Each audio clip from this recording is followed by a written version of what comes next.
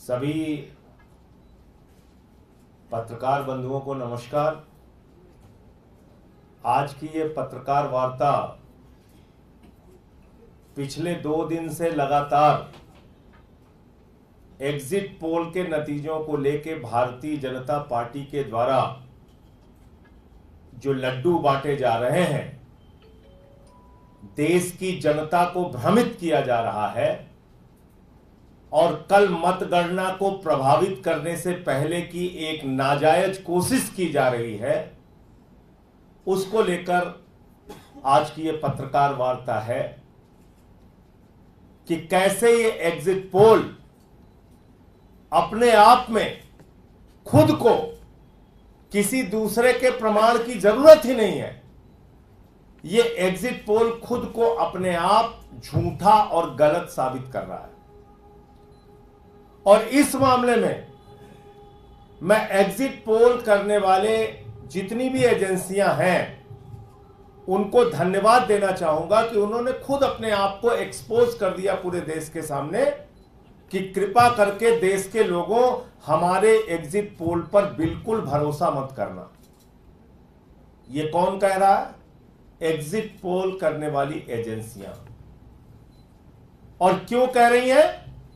क्योंकि उन्होंने खुद अपने एग्जिट पोल को हास्यास्पद बना दिया, अविश्वसनीय बना दिया और देश की जनता को बता दिया कि कभी भी इस एग्जिट पोल पर भरोसा मत करना। और ऐसा, मैं फिर दोहरा रहा हूं, ऐसा भारत के चुनावी इतिहास में, एग्जिट पोल के इतिहास में पहली बार घटित हुआ है। क्या घटित हुआ है?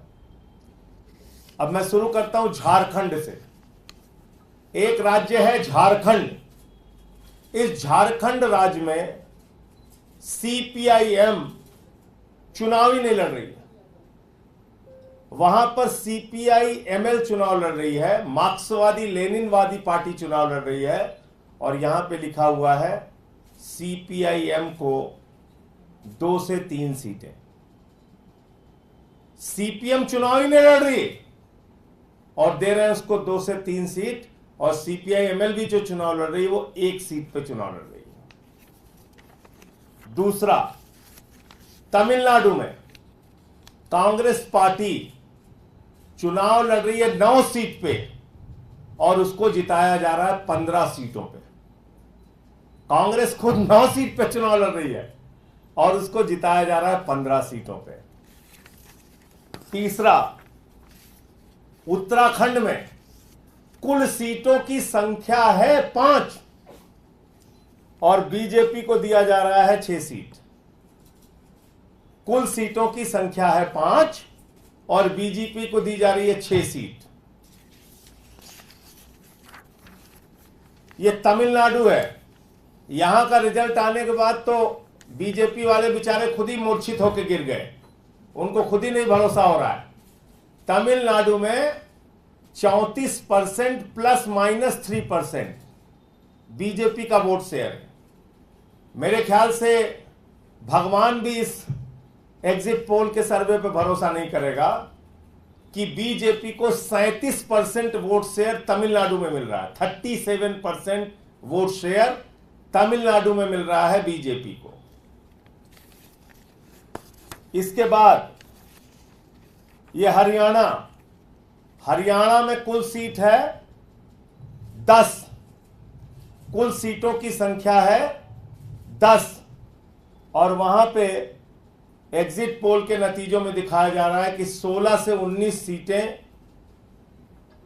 सीटें आएंगी, जिसमें से 6 से 8 सीटें वो एनडीए को दी जाएंगी, बाकी इंडिया को दी जाएंगी।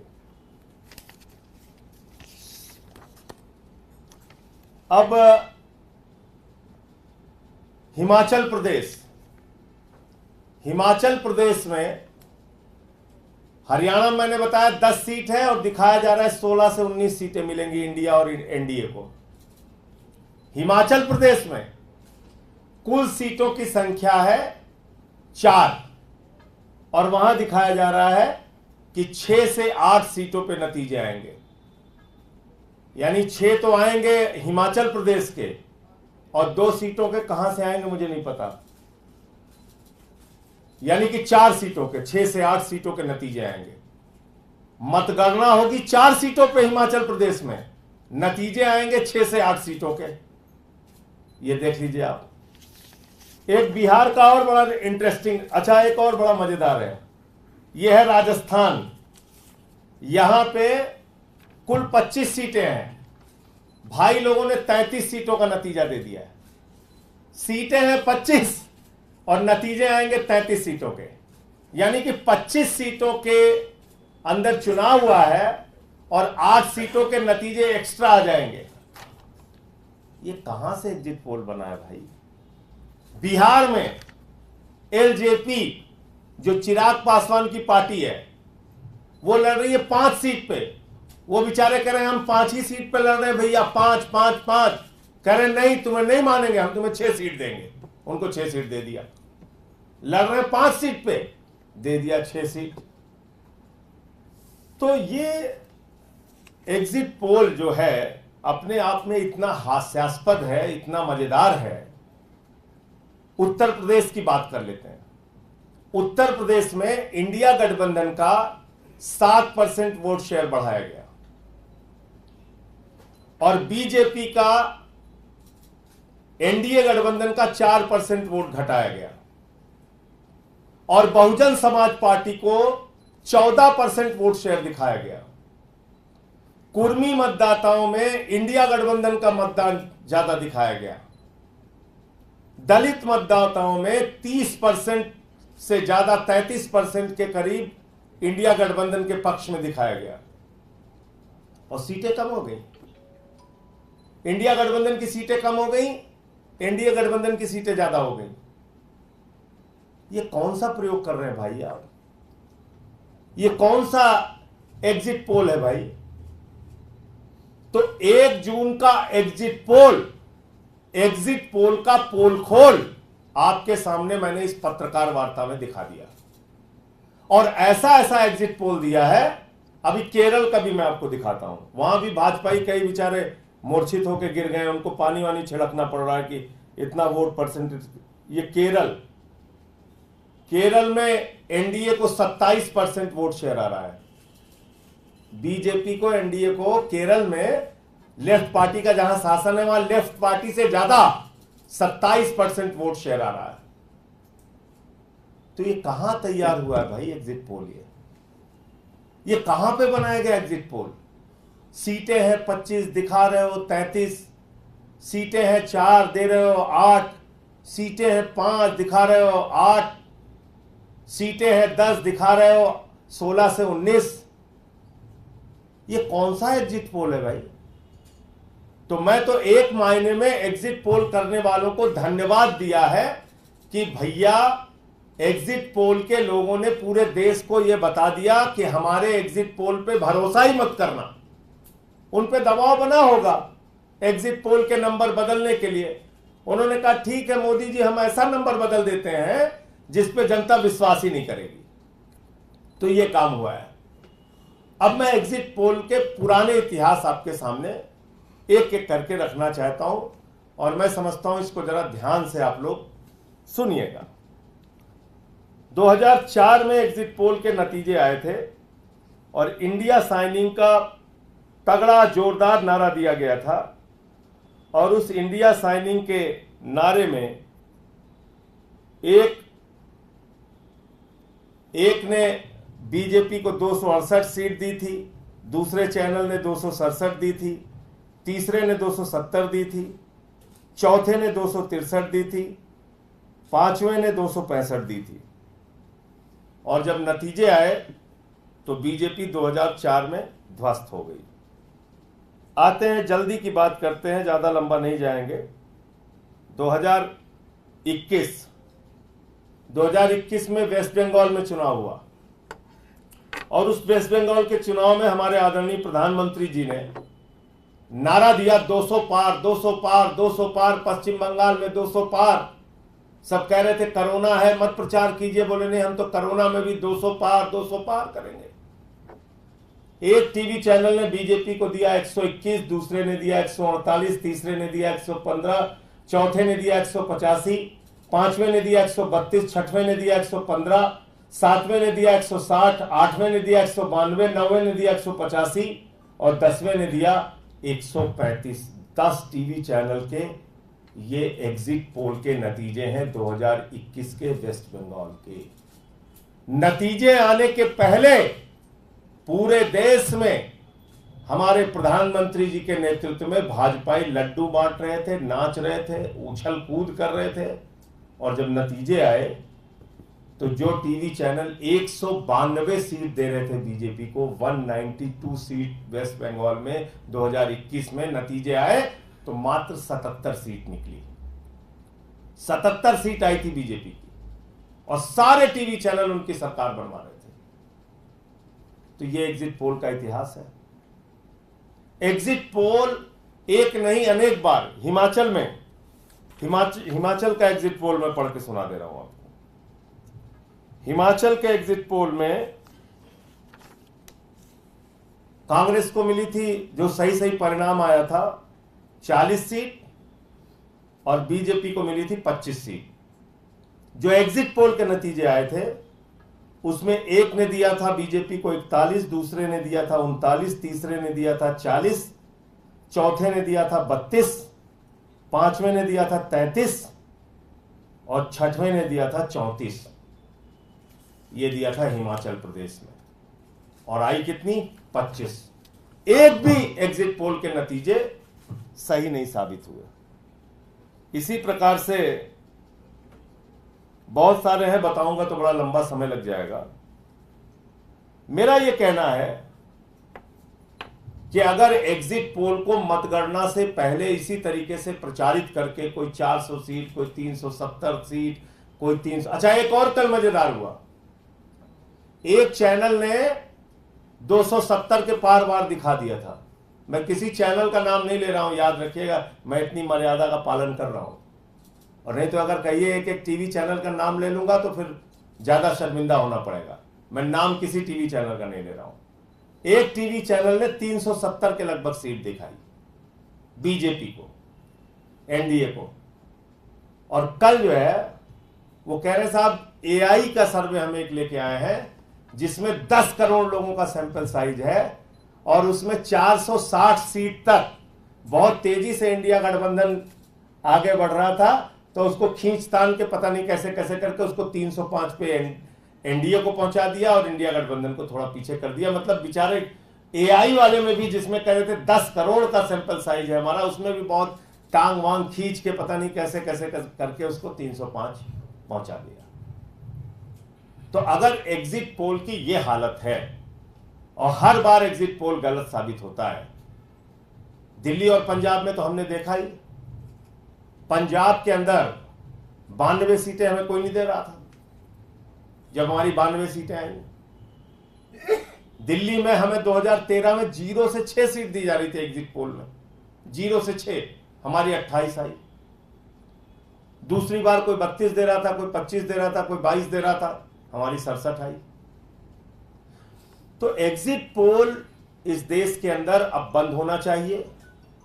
यह मतगणना से पहले देश की जनता को, देश के प्रशासनिक तंत्र को और देश के चुनाव आयोग को प्रभावित करने की एक गलत कोशिश है। एग्जिट पोल इस देश के अंदर पूरी तरीके से बैन होना चाहिए, बंद होना चाहिए, क्योंकि एक बार नहीं अनेक बार यह गलत साबित हुआ है। और अभी अगर एग्जिट पोल के नतीजे परिणाम से मैच नहीं खाएंगे तो कोई जवाबदेही नहीं है इन न्यूज एजेंसियों की, इन सर्वे एजेंसियों की कोई जवाबदेही नहीं है। क्या इन्होंने दिल्ली के एग्जिट पोल के गलत होने पर माफी मांगी? पश्चिम बंगाल के एग्जिट पोल के गलत होने पर माफी मांगी? क्या इन्होंने पंजाब के एग्जिट पोल गलत होने पर माफी मांगी? क्या इन्होंने माफी मांगी हिमाचल प्रदेश के एग्जिट पोल गलत होने पर? कोई जवाबदेही नहीं है। क्या 2004 में जब एग्जिट पोल गलत हुआ था तो इनकी कोई जवाबदेही थी, कोई माफी मांगी इन्होंने? तो आप देश की जनता को, मतगणना की प्रक्रिया को, चुनाव आयोग को मतगणना से पहले क्यों भ्रमित करना चाहते हैं? हमारा सवाल यह है। इसलिए यह था एग्जिट पोल का पोल खोल। इस पर देश की जनता को बिल्कुल भरोसा नहीं करना चाहिए और कल मतगणना केंद्रों के बाहर और अंदर पूरी सावधानी बरतनी चाहिए कि एक भी मतदान के दौरान एक भी वोट की गिनती में भाजपा वाले कोई हेराफेरी ना करने पाए। क्योंकि एग्जिट पोल ने तो खुद ही कह रहे हैं चिल्ला चिल्ला के एग्जिट पोल वाले कि हमारे ऊपर हंसिए, हमारे ऊपर भरोसा मत कीजिए। मतलब 37% वोट शेयर तमिलनाडु में एग्जिट पोल ने दे दिया। वहां कई नेता बेचारे मूर्छित होकर गिर पड़े हैं बीजेपी वाले। उनको पानी छिड़क छिड़क के होश में लाया जा रहा है कि होश में आइए भैया। कह रहे नहीं, हम तो 37% पे हैं। 27% दे दिया केरल में। वो हरियाणा वाले कह रहे हैं भैया हमारी 10 ही सीट है, बोले नहीं 19 ले लो। वो चिराग पासवान कह रहा 5 ही पे लड़े, बोले नहीं 6 तुम लो। वो उत्तराखंड वाले कह रहे हैं हमारी 4 ही सीट, 5 ही सीट, कह रहे नहीं 6 सीट लो। 4 सीट हिमाचल में और उनको दे दिया 8 सीट। उत्तराखंड में 5 की जगह 6 दे दिया। तो मुझे इतनी बात कहनी थी। आपका कोई प्रश्न हो तो आप पूछ सकते हैं।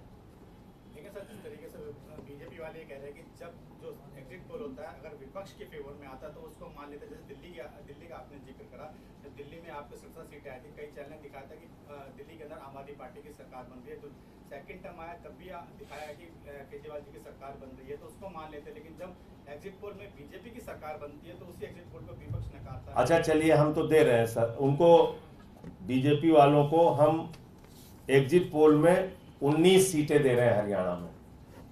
बताइए कहां से दे, आप ही बताइए। आप नड्डा जी से पूछ लीजिए कि एग्जिट पोल वाले आपको हरियाणा में 19 सीट दे रहे हैं। नड्डा जी से पूछ लीजिए 19 सीट कहां से पैदा करेंगे वो, पूछिए ना उनसे। चिराग पासवान से पूछ लीजिए कि भाई एग्जिट पोल वाले आपको 6 सीट बिहार में दे रहे हैं, चीख रहे हैं, अनाउंसमेंट कर रहे हैं, कह रहे हैं 19 देंगे 19 देंगे। नड्डा जी कहां से लेंगे, पूछिए उनसे, या मोदी जी से पूछ लीजिए। 8 सीट हिमाचल में दे रहे हैं। हिमाचल वाले कह रहे हैं भैया हमारे यहां परसीमन नहीं हुआ, अभी 4 ही बची हैं। तो नड्डा जी तो हिमाचल के रहने वाले, उनसे पूछ लीजिए कि हिमाचल वाले आपको एग्जिट पोल में 8 सीटें देना चाह रहे हैं, कहां से लेंगे नड्डा जी, पूछ लीजिए उनसे। उत्तराखंड में 5 सीट है, 6 सीट दे रहे हैं। तो आप अच्छा, आप कैमरा बिना लगाए पूछ लीजिएगा नड्डा जी से या मोदी जी से कि तमिलनाडु में आपको 37% वोट शेयर मिल रहा है सर। तो अगर वो आपकी हां में भी हां मिला दे बगैर कैमरे के तो मैं मान जाऊंगा। 27% वोट शेयर केरल में दे रहे हैं। ये भारती जी हमारे केरल के प्रभारी थे। 27% वोट शेयर बताओ वहां पे बीजेपी को मिल रहा है।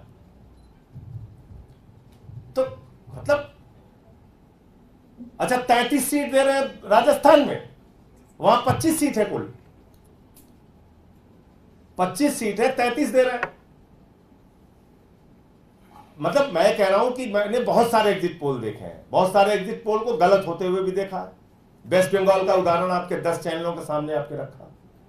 लेकिन मैंने कभी आज तक एग्जिट पोल के या चुनावी इतिहास में कभी ऐसा नहीं देखा कि स्टेट में जितनी सीट है उससे ज्यादा सीट दिखा दी जाए या ऐसे वोट परसेंटेज दिखा दिए जाए जो लोगों को खुद ही अविश्वसनीय लगे।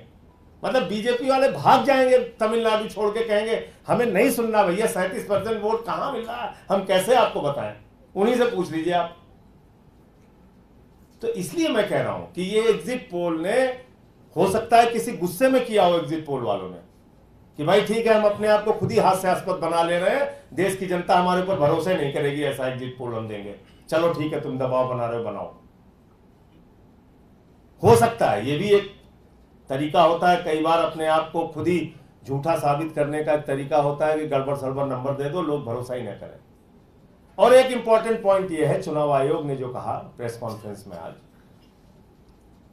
कि साहब शिकायतें लेके आ जाते हैं और चुनाव आयोग पे सवाल उठाते हैं। देखिए चुनाव आयोग की जवाबदेही जनता के प्रति है। दुनिया के सबसे बड़े लोकतंत्र का आप चुनाव करा रहे हैं, इसका श्रेय चुनाव आयोग को जाता है। और आज तक लोग टीएन शेषन जी को याद करते हैं, उनके चुनाव की निष्पक्षता, चुनाव के दौरान चुनाव आयोग ने जिस निष्पक्ष रूप से काम किया। अब मेरा सवाल यह है कि आप अपने ही नियम को कैसे बदल सकते हैं? ये मैं लाइन पढ़ के सुना दे रहा हूं जिसपे सबसे ज्यादा सवाल कल से उठ रहे हैं। 2009 का ये पत्र है चुनाव आयोग का, और ये पत्र क्या कह रहा है? Election commission letter number 470/2009 EPS dated 21 January 2009 address to chief electoral officers of all states and union territories. ये सबको पत्र लिखा गया है 2009 में 21 जनवरी को। और इसका 5वां पॉइंट जो बहुत इंपॉर्टेंट है वो अभी आपको दे दूंगा, इसको पढ़िएगा। इसमें लिखा हुआ है, under no circumstances the results of all rounds of EVM counting should be announced before finalising the postal ballot count.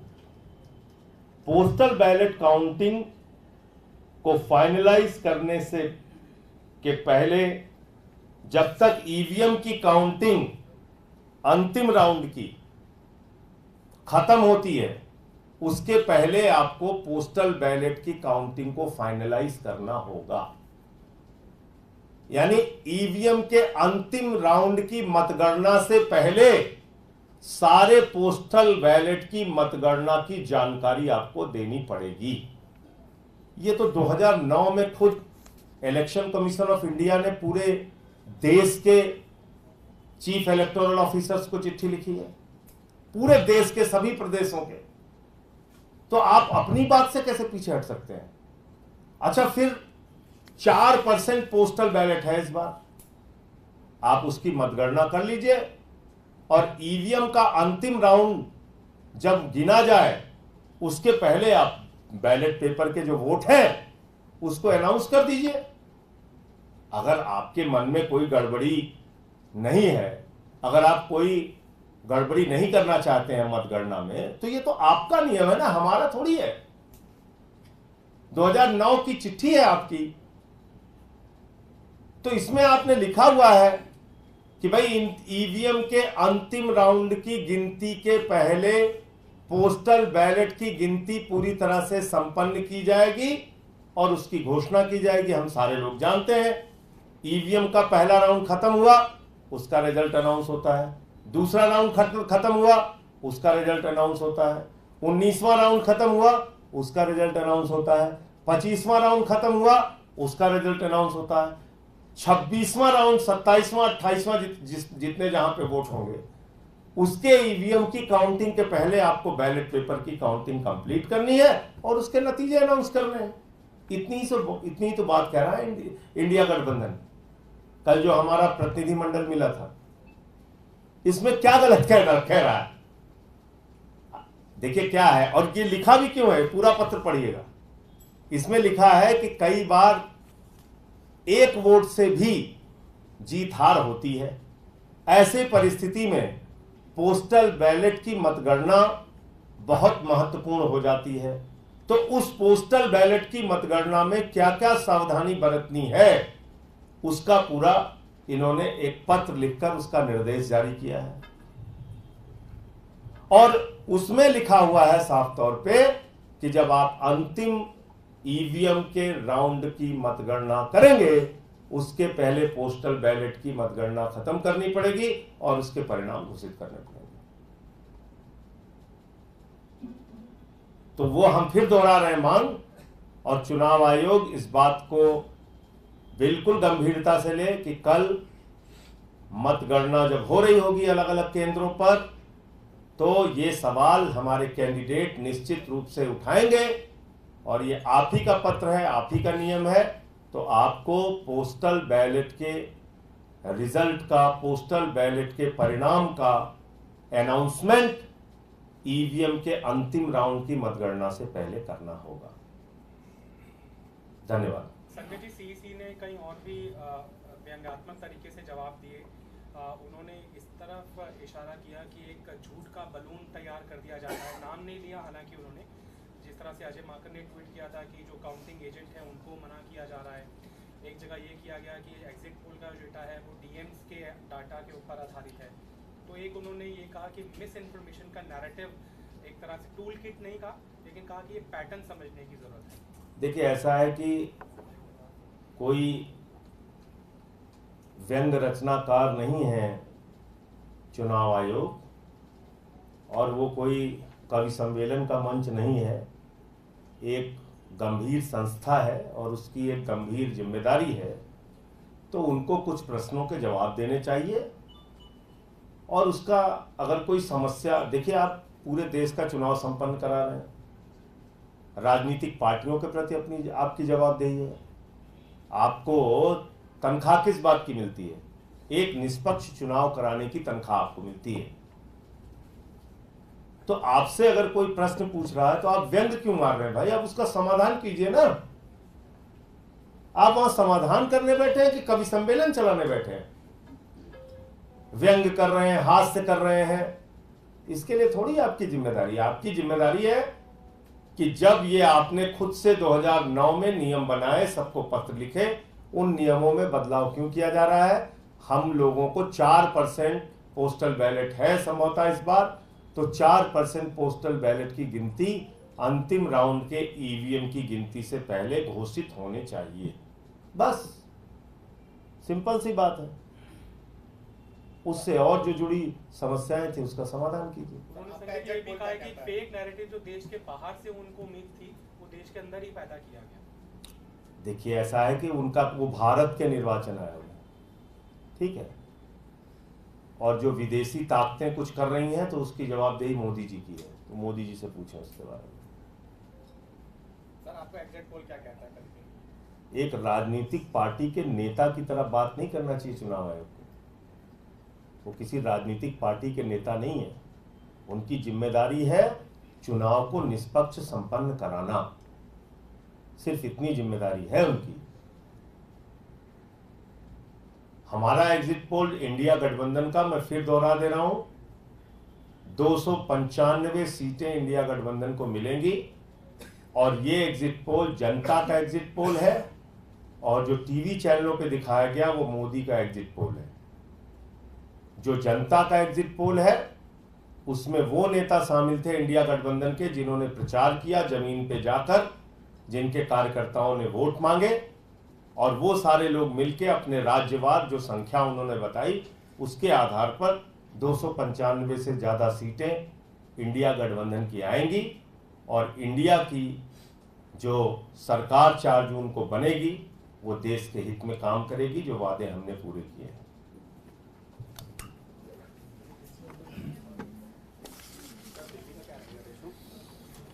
Delhi में 70 मैं कल भी आई थी आपके पास।